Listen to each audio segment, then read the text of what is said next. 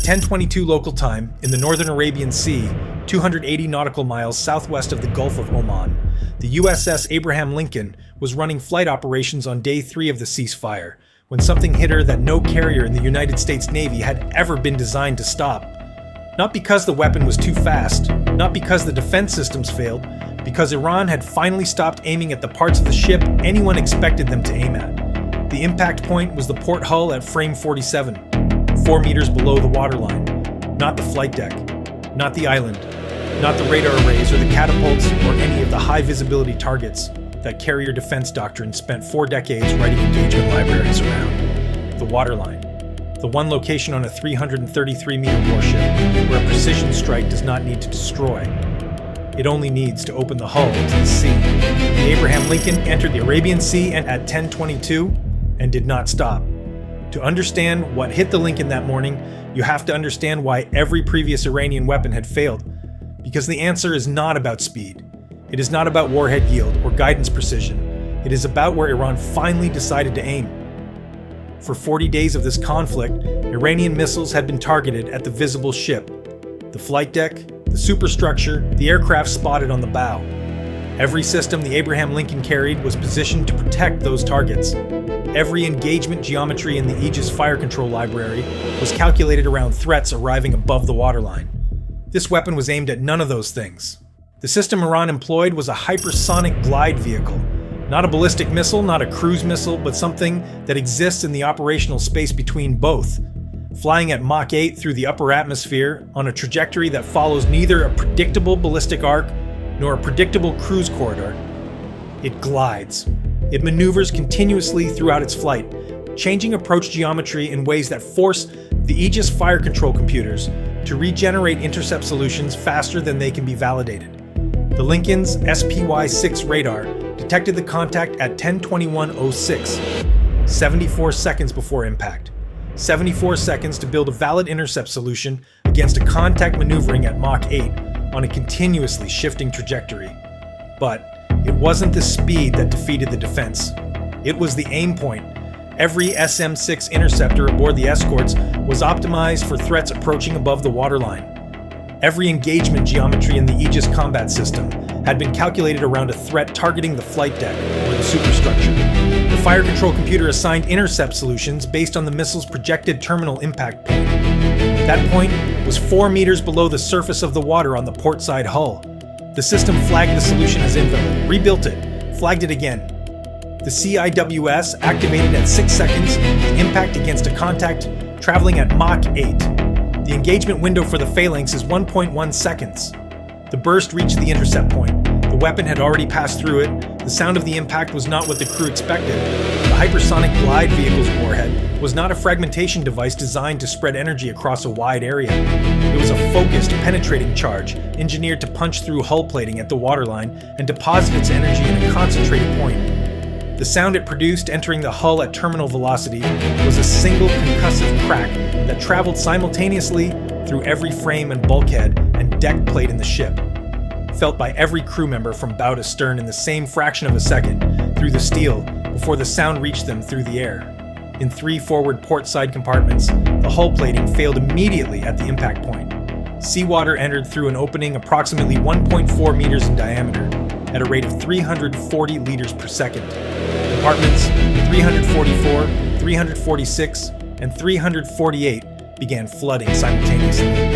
Lieutenant Commander Sarah Vance was in the damage control center on the second deck when the indicators registered on her board. 3 compartments, port side, forward, flooding rate 340 liters per second. She had been the Abraham Lincoln's damage control officer for 2 years and had run this scenario in training hundreds of times.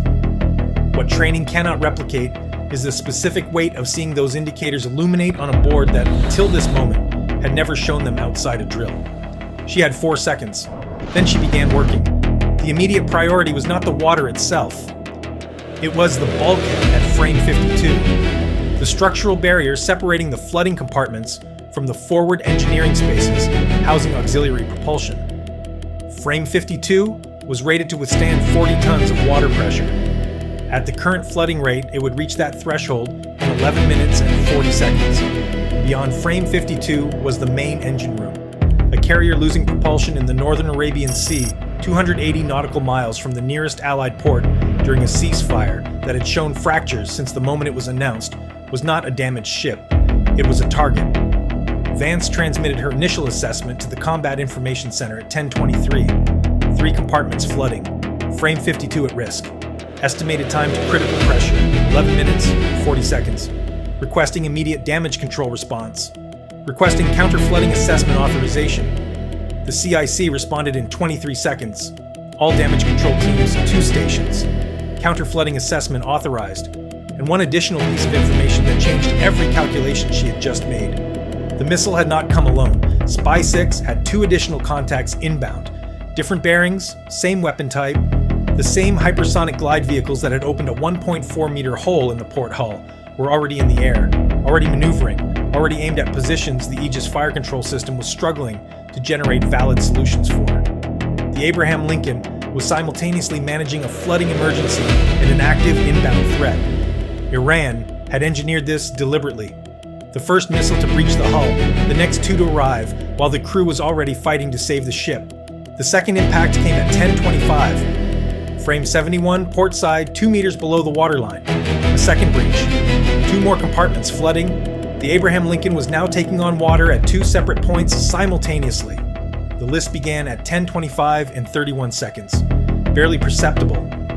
Less than half a degree. But Vance's monitoring board showed it immediately.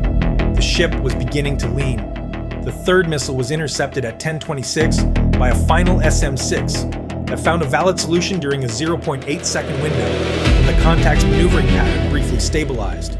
The warhead detonated 34 meters from the hull. Fragmentation reached the flight deck, destroying 2 aircraft and injuring 4 crew members on the forward deck. No hull breach from the third, but 2 breaches were already open. 5 compartments flooding. List increasing. Frame 52 under mounting pressure. By 10:27, Vance's revised assessment showed a flooding rate across all 5 compromised compartments of 580 liters per second. List at 1 point 3 degrees port. Frame 52 pressure climbing. The flooding was moving faster than the initial calculation because the second breach had changed water distribution inside the hull. Pressure on frame 52 was now building from 2 directions. New estimated time to critical failure, 7 minutes, 20 seconds. The damage control team sealed 2 of the 5 compartments by 10:29. Emergency pumps activated. Flooding rate dropped from 580 to 390 liters per second. The list stabilized at 1.8 degrees. Not improving, stabilized. The pumps were fighting the sea entering through 2 openings in the hull, and frame 52 continued to absorb pressure now measuring 31 tons and climbing. At 10:30, Vance looked at her board and understood what the numbers had been building toward for 8 minutes. The pumps were not going to be enough. At the current differential between flooding rate and pump extraction rate, frame 52 would reach 40 tons in 4 minutes and 11 seconds. A bulkhead rated for 40 tons begins showing microfractures at 42. Catastrophic failure occurs somewhere between 48 and 55, depending on age and condition. Frame 52 on the Abraham Lincoln was 31 years old. It had never been tested against its rated capacity in combat conditions. At 10:30 and 44 seconds, Vance requested authorization for emergency counter-flooding, the deliberate flooding of starboard compartments to create counter-pressure that slows structural loading on the at-risk bulkhead.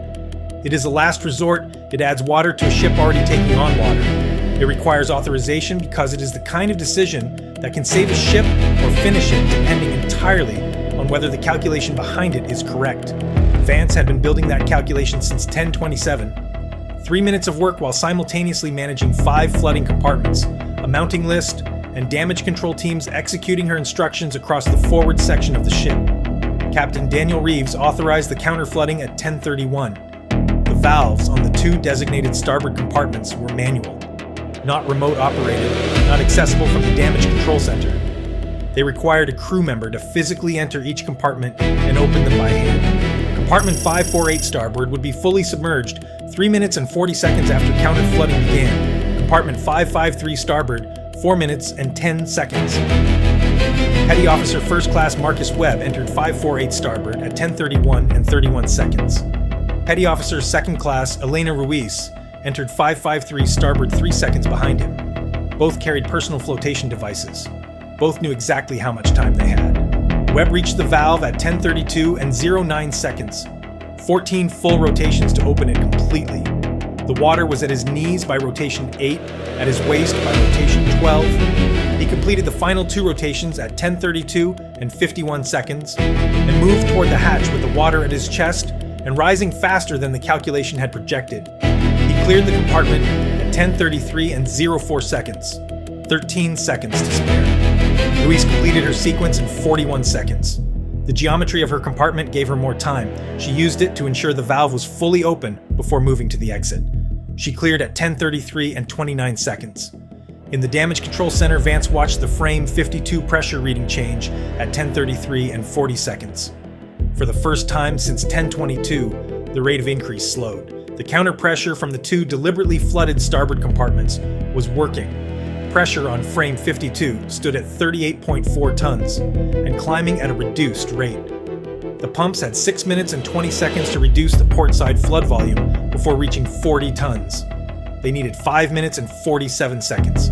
At 10:39 and 33 seconds, the pressure reading on frame 52 peaked at 39.7 tons and began decreasing for the first time. Frame 52 held. The list stabilized at 2.1 degrees port. The Abraham Lincoln was still leaning, still managing 2 hull breaches simultaneously, but it was not sinking. It was not losing propulsion. It was a damaged ship that was going to stay afloat. In the Combat Information Center, Rear Admiral James Hartwell had been receiving Vance's updates every 90 seconds since the first impact. When frame 52 pressure peaked and began dropping, he made the decision he had been building toward for the entire engagement. The passive sensor collection that had run continuously since the first contact appeared on radar at 10:21, had fixed both launch positions. The hypersonic glide vehicles had transmitted an encrypted guidance frequency during their terminal approach phases, collected across all 3 missiles' flights, 3 separate transmission sequences from 2 separate launch positions, each one triangulated continuously from first detection. Launch position Alpha on bearing 027, fixed to within 14 meters. Launch position Bravo on bearing 041, fixed to within 19 meters. Hartwell authorized the strike at 10:43. 8 Tomahawk cruise missiles launched from a vertical launch cells at 10:44. From a ship listing 2.1 degrees to port, with 2 active hull breaches and damage control teams still working the forward compartments. 2 crew members who had climbed out of compartments filling with seawater with seconds to spare. 4 Tomahawks on Alpha. 4 on Bravo. The first Tomahawk impacted launch position Alpha at 11:22. The second through fourth within 14 seconds. The position that had fired a weapon specifically designed to flood, rather than destroy the most powerful carrier in the world, was gone at 11:22. Launch position Bravo received its 4 missiles between 11:24 and 11:25. Both sites eliminated, both crews gone. Both launch positions gone before either could transmit a battle damage assessment back to the Iranian command structure that had spent months planning this operation. Not to sink the Abraham Lincoln, but to wound it, to send it home damaged, to begin ceasefire negotiations with the image of a humiliated American carrier limping toward port. At 11:40 local time, flight operations resumed from the damaged carrier. The first FA-18 launched from Catapult 2 at 11:42, climbing away from a ship listing 2.1 degrees to port with 2 sealed hull breaches and a damage control officer who had not slept in 23 hours, writing her engagement log 1 deck below the flight deck. Vance wrote it in 4 sentences. 2 hull breaches sustained at frames 47 and 71 at 10:22 and 10:25. 5 compartments compromised. Emergency counterflooding of 2 starboard compartments authorized and executed at 10:31. Frame 52 integrity maintained. Ship fully operational. Then she added 1 line that was not part of the standard format. Captain Reeves kept it in the final report without changing a word. Webb and Ruiz entered the compartments at 10:31. They had 3 minutes and 40 seconds and 4 minutes and 10 seconds respectively. They took 3 minutes and 33 seconds and 3 minutes and 55 seconds. Iran aimed below the waterline because they believed a ship taking on water would stop fighting. They were wrong. They were wrong in a way that 2 craters on the Iranian coast at 11:24 made permanent. If you enjoyed this video, check out one of our other breakdowns. See you next time.